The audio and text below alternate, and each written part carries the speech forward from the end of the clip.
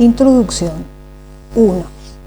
La publicación de un tratado dedicado a la argumentación y su vinculación a una antigua tradición, la de la retórica y las dialécticas griegas, constituye una ruptura con la concepción de la razón y del razonamiento que tuvo su origen en Descartes y que ha marcado con su sello la filosofía occidental de los 3 últimos siglos.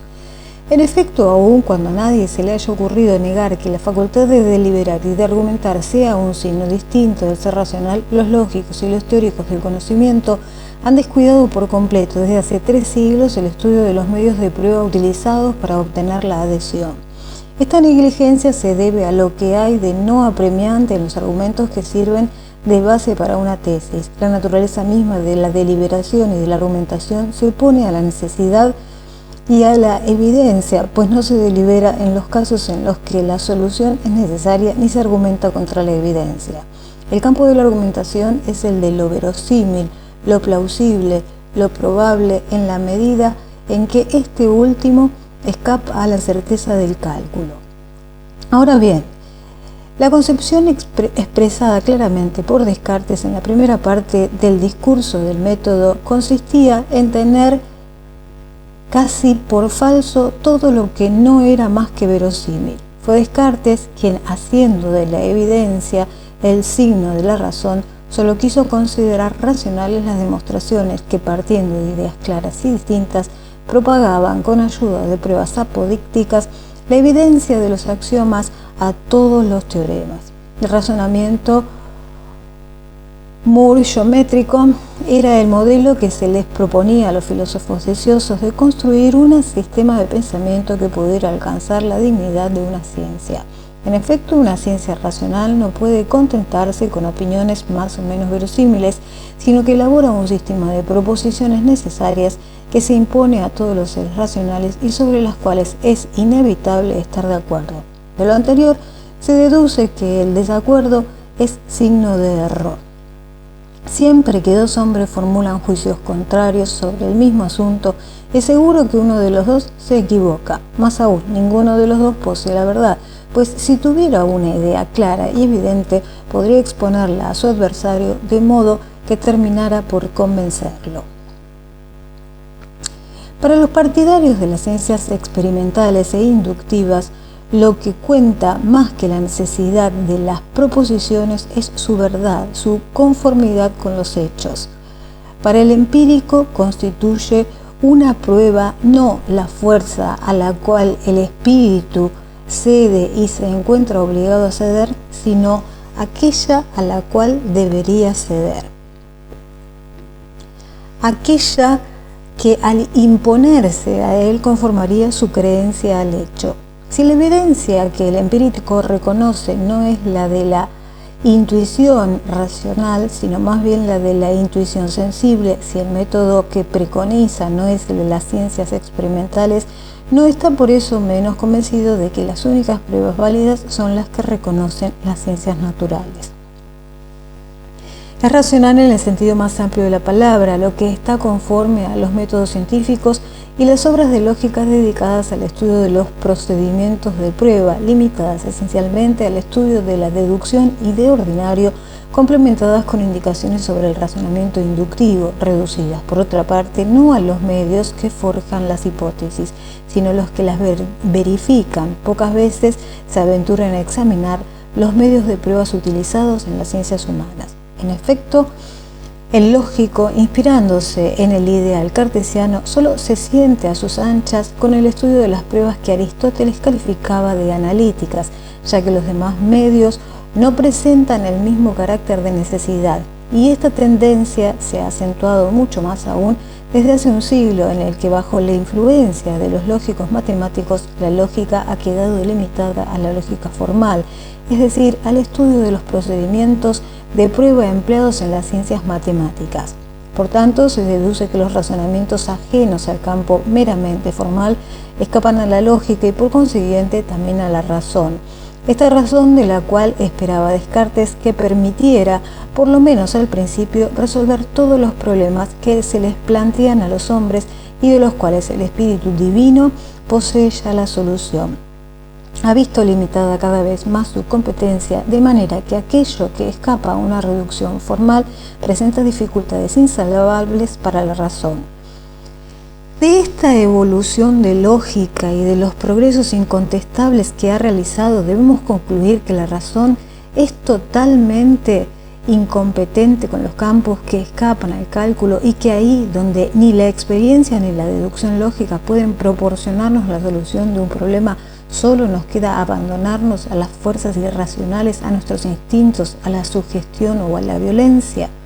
Oponiendo la voluntad al entendimiento, el espíritu de finura al espíritu geométrico, el corazón a la razón y el arte de persuadir al de convencer, Pascal ya había tratado de obviar las insuficiencias del método geométrico, lo cual se deduce de la consideración de que el hombre caído ya no es únicamente un ente de razón. A fines análogos corresponde la oposición kantiana entre la fe y la ciencia, y la antítesis bergsoniana entre la intuición y la razón.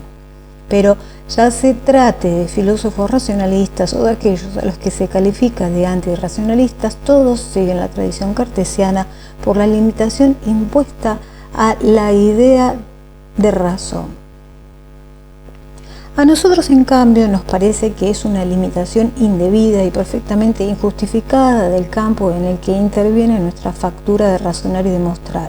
En efecto, aun cuando ya Aristóteles había analizado las pruebas dialécticas al lado de las demostraciones analíticas, las que conciernen a lo verosímil junto a los que son necesarias, las que sirven para la deliberación y la argumentación junto a las que se emplean en la demostración, la concepción postcartiana de la razón nos obliga a introducir elementos irracionales siempre que el objeto del conocimiento no sea evidente. Aunque estos elementos consientan en obstáculos que se intente salvar, tales como la imaginación, la pasión o la sugestión, o en fuentes suprarracionales de certeza como el corazón, la gracia, la Einfühlung o la intuición bergsoniana, esta concepción inserta una dicotomía, una distinción de las facultades humanas completamente artificial y contraria a los procesos reales de nuestro pensamiento. Debemos abordar la idea de evidencia como caracterizadora de la razón si queremos dejarle un sitio a una teoría de la argumentación que admita el uso de la razón para dirigir nuestra acción y para influir en la de los demás. La evidencia aparece al mismo tiempo como la fuerza ante la cual todo espíritu normal no puede menos que ceder, y como signo de verdad de lo que se impone porque es obvio.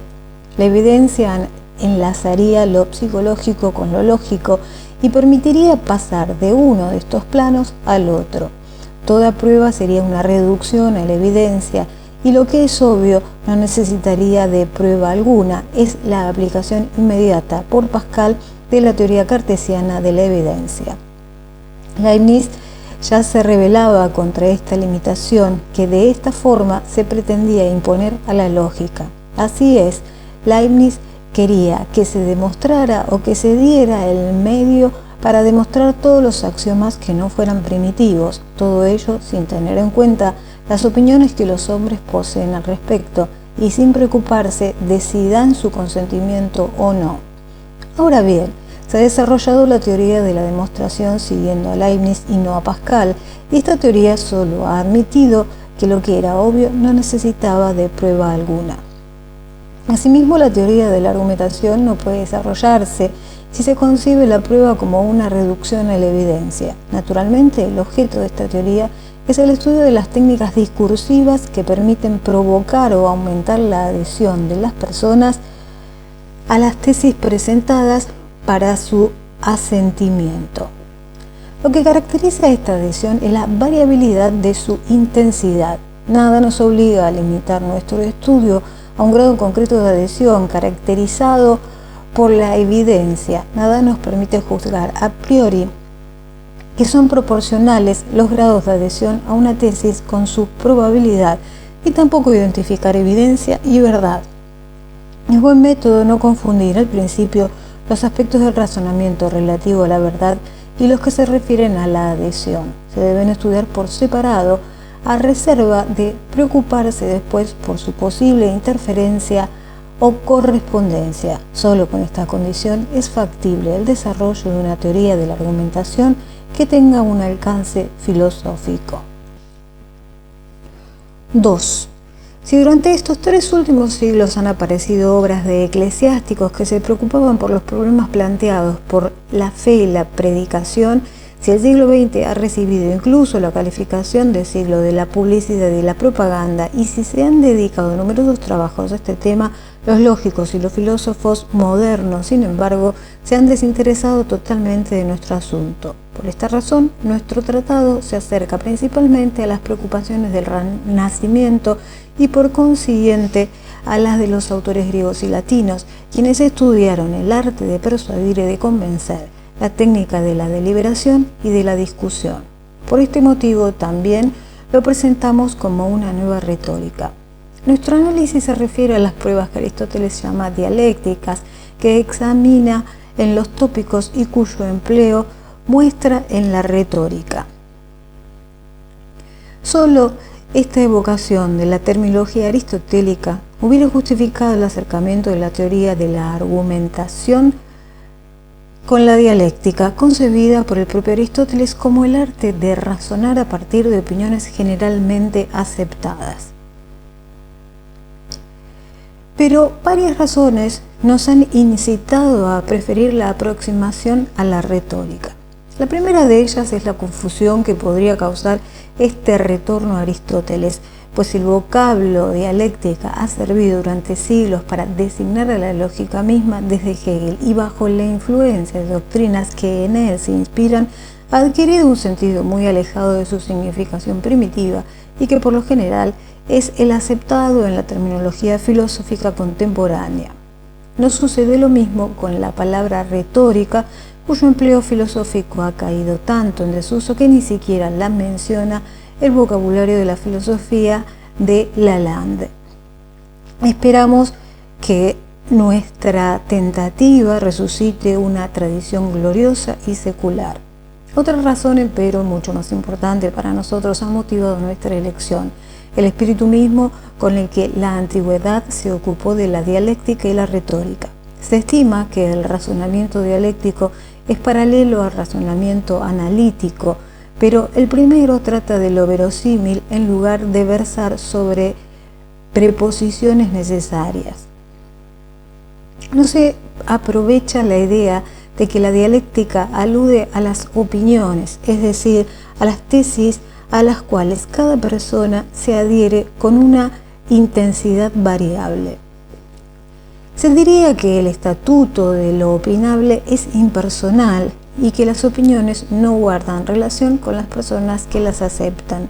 Por el contrario, la idea de la adhesión y de las personas a las que va dirigido un discurso es esencial en todas las antiguas teorías de la retórica. Nuestro acercamiento a esta última pretende subrayar el hecho de que toda argumentación se desarrolla en función de un auditorio. Dentro de este marco, el estudio de lo opinable en los tópicos podrá encontrar su lugar. Es evidente, sin embargo, que nuestro tratado de argumentación rebasará en ciertos aspectos y ampliamente los límites de la retórica de los antiguos, al tiempo que no abordará otros aspectos que habían llamado la atención de los maestros de retórica. Para los antiguos, el objeto de la retórica era, ante todo, el arte de hablar en público de forma persuasiva. Se refería, pues, al uso de la lengua hablada, del discurso delante de una muchedumbre reunida en la plaza pública, con el fin de obtener su adhesión a las tesis que se le presentaba. Así, se advierte que el objetivo del arte oratorio, la adhesión de los oyentes, es el mismo que el de cualquier argumentación. Pero no tenemos motivo para limitar este estudio a la presentación oral de una argumentación, ni para limitar a una muchedumbre congregada en una plaza el tipo de auditorio al que va dirigida la argumentación. El rechazo de la primera limitación obedece al hecho de que nuestras preocupaciones son más las de un lógico deseoso de comprender el mecanismo del pensamiento que las de un maestro de oratoria preocupado por formar a procuradores. Basta con citar la retórica de Aristóteles para mostrar que nuestra manera de enfocar la retórica puede valerse de ejemplos ilustres. Este estudio, al interesarse principalmente por la estructura de la argumentación, no insistirá en el modo en que se efectúa la comunicación con el auditorio. Sí es cierto que la técnica del discurso público difiere de la argumentación escrita, no podemos, al ser nuestra intención el análisis de la argumentación, limitarnos al examen de la técnica del discurso hablado. Más aún, dada la importancia y el papel que en la actualidad tiene la imprenta, analizaremos sobre todo los textos impresos. No abordaremos, por el contrario, la mnemotécnica ni el estudio de la elocución o la acción oratoria, puesto que estos problemas incumplen a los conservatorios y a las escuelas de arte dramático. Creemos que estamos dispensados de examinarlos.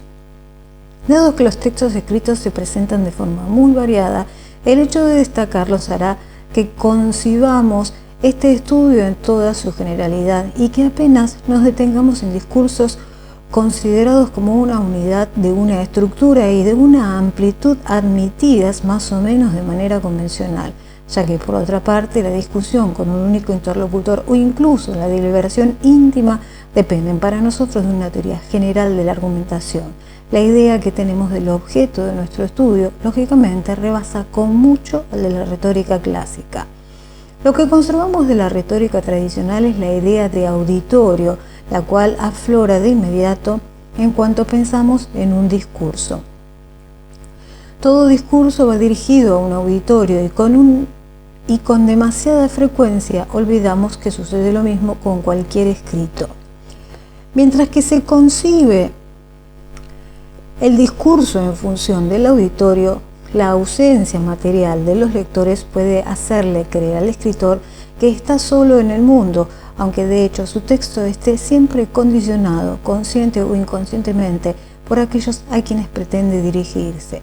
Asimismo, por razones de comodidad técnica y para no perder nunca de vista el papel esencial del auditorio, cuando utilicemos los términos discurso, orador y auditorio, entenderemos respectivamente la argumentación, el que la presenta y aquellos a quienes va dirigida, sin detenernos en el hecho de que se trata de una presentación de palabras o por escrito, sin distinguir discurso en forma y expresión fragmentaria del pensamiento. Si para los antiguos la retórica se presentaba como el estudio de una técnica para uso del vulgo, impaciente por llegar rápidamente a unas conclusiones, por formarse una opinión sin esforzarse por realizar primero una investigación seria, en lo que a nosotros se refiere, no queremos reducir el estudio de la argumentación a lo que se adapta a un público de ignorantes. Ese aspecto de la retórica explica que Platón la haya atacado ferozmente en el Gorgias y que haya favorecido su decadencia en la opinión filosófica. El orador, en efecto, está obligado, si desea ser eficaz, a adaptarse al auditorio, por lo que resulta fácil comprender que el discurso más eficaz ante un auditorio incompetente no sea necesariamente el que logra convencer al filósofo.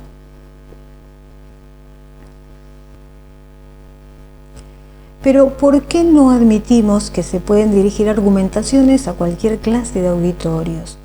Cuando Platón sueña en el Fedro con una retórica que sea digna del filósofo, lo que preconiza es una técnica que pueda convencer a los mismos dioses. Al cambiar de auditorios, la argumentación varía de aspecto, y si el objetivo que se pretende alcanzar continúa siendo el de influir con eficacia en los oyentes para juzgar su valor, no se puede tener en cuenta la calidad de los oyentes a los que logra convencer. Esto justifica la importancia particular que consideremos al análisis de las argumentaciones filosóficas, consideradas por tradición las más racionales que existen, precisamente porque se supone que van dirigidas a lectores en los que hacen poca mella la sugestión, la presión o el interés. Mostraremos por otra parte que en todos los niveles aparecen las mismas técnicas de argumentación, tanto en la discusión en una reunión Por último, familiar, las pruebas como en el extratécnicas, como las llama Aristóteles, entendiendo por tales las que no si la calidad de dependen los oyentes de la técnica retórica solo entra en campos altamente especulativos en cuanto a las conclusiones que puedan extraerse, pues nos interesa menos el desarrollo completo de un debate que las discusiones argumentativas puestos en juego y cómo se llega a comprenderlos. Este tratado, la antigua denominación de medios discursivos pruebas que sirven para obtener la adhesión del auditorio, nos recuerda que mientras que nuestra civilización caracterizada por para extrema ingeniosidad y para convencer, técnicas destinadas a influir en las cosas, esta limitación olvidado no por completo implica la teoría de la argumentación, que a nuestro parecer sea la manera más eficaz de influir. Los griegos la consideraban lo contrario, con nombre de retórica, firmemente convencidos de que las creencias más la retórica por las que no solo se admiten sin prueba alguna, sino que la teoría de la argumentación que pretende, gracias al discurso, influir de modo eficaz en las personas, hubiera podido estudiarse como una rama de la psicología. Cuando se trata de naturalmente, conseguir los argumentos nada no más son seguro que la apremiantes, experiencia sino deben externa o convencer interna, necesariamente, sino y que el poseen cálculo cierta fuerza, conforme a la las cual reglas puede aceptadas variarse de de los antemano. auditorios. Entonces, ¿acaso Pero se la recurrir puede a la juzgar por el argumentación efecto es algo producido? que no puede evitarse El estudio de la cuando argumentación una de las se partes convierte así discute en uno de estas los pruebas objetos cuando de la no se está psicología de acuerdo sobre su experimental, alcance en la que o se su pondría en interpretación prueba sobre su su valor argumentación o esa sobre acción distintos con los auditorios problemas lo suficientemente controvertidos. bien conocidos para que se pudiera, a partir Toda de estas acción, por otra experiencias, sacar parte, conclusiones que de cierta pretenda generalidad. obtener la adhesión, no han faltado queda fuera del psicólogos americanos campo de que se hayan argumentación dedicado en la a medida en que estudios ningún parecidos uso cuyo del interés lenguaje no no es fundamenta o discutible. interpreta. Nuestra manera de predicar será ejemplo, intentaremos como el que emplea en primer la caricia lugar de los caracterizar bofetadas, las diversas pueden estructuras construir un argumentativas resultado cuyo apreciable. análisis Ya se recurre debe a promesas o preceder amenazas a solo cualquier nos prueba interesamos por estos experimental procedimientos cuando, gracias al lenguaje, a la que se quiera los someter evidencia su eficacia. Es más, y por hay otra casos, parte, como la no bendición pensamos o que la el maldición método laboratorio en los que puede se emplea determinar el el lenguaje valor como del medio medio de de acción argumentaciones directa mágica y en no las ciencias como humanas, medio de en comunicación. derecho y en Únicamente filosofía, pues la trataremos misma este metodología punto del psicólogo psicólogo constituye constituye ya integrada un punto en de una controversia argumentación. y queda Uno de fuera los factores del esenciales presente de la estudio. propaganda, tal como se ha desarrollado sobre todo en el siglo Nuestro XX, pero camino cuyo uso se era muy distinguirá conocido radicalmente desde del la camino antigüedad adoptado y que por han filósofos filósofos que con un se arte esfuerzan incomparable por en reducir sacar la tónica razonamientos sobre y problemas sociales, condicionamiento políticos o del auditorio filosóficos, mediante inspirándose en numerosas y varias modos técnicas de que los utilizan proporcionados por las ciencias deductivas o experimentales y que rechazan Estas técnicas por juzgarlo carente de ejercen un valor, efecto todo lo que innegable no para se preparar conforma al a auditorio los esquemas para impuestos hacerlo de más antemano. accesible a los Nosotros, argumentos en que se cambio, le nos presentarán. inspiraremos Aquí en otros los puntos de lógicos, vista que pero no para abordará imitar nuestro los métodos análisis. que les han dado tan Solo buenos frutos trataremos desde del hace un condicionamiento siglo del auditorio aproximadamente. por el discurso, de lo que No se olvidemos en desprenden efecto que en la primera mitad del acerca siglo XIX la lógica no del gozaba de orden en prestigio el alguno, que ni deben en los presentarse medios los científicos argumentos ni entre para el que gran causen público. el mayor efecto. Whately escribía con razón hacia 1828 que si la retórica ya no disfrutaba de la estima del público, la lógica se veía aún menos favorecida. La lógica ha conseguido un brillante impulso durante los 100 últimos años, y esto desde el momento en que dejó de repetir viejas fórmulas y se propuso analizar los medios de prueba efectivamente utilizados por los matemáticos. La lógica formal moderna se ha constituido como el estudio de los medios de demostración empleados en las matemáticas, pero resulta que su campo está limitado, pues todo lo que ignoran los matemáticos es desconocido para la lógica formal. Los lógicos deben completar con una teoría de la argumentación la teoría de la demostración así obtenida. Nosotros procuraremos construirla analizando los medios de prueba de los que se sirven las ciencias humanas, el derecho y la filosofía. Examinaremos las argumentaciones presentadas por los publicistas en los periódicos, por los políticos en los discursos, por los abogados en los alegatos, por los jueces en las considerandos, por los filósofos en los tratados. Nuestro campo de estudio, que es inmenso, ha estado yermo durante siglos. Esperamos que nuestros primeros resultados animen a otros investigadores a completarlos y a perfeccionarlos.